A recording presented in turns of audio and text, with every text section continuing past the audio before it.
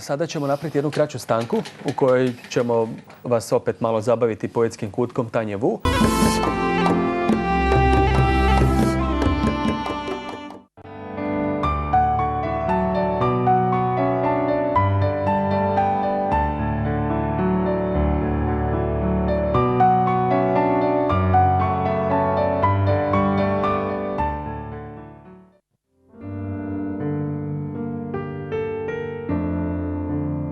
Uvijek kada smo zajedno, lovimo prhko, delikatno srebro zvijezda. Vođeni bistrim očima snenih lutaka, nose nas urešena prostranstva zlatno-žute galaksije.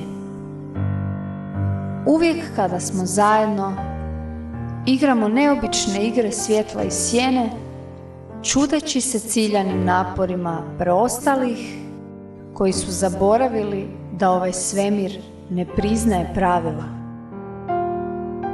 Uvijek kada smo zajedno, duge su nam samo predvorje boja kojima kupamo naša suptilna tijela i otvaramo njihove nepregledne dubine svima sposobnima gledati.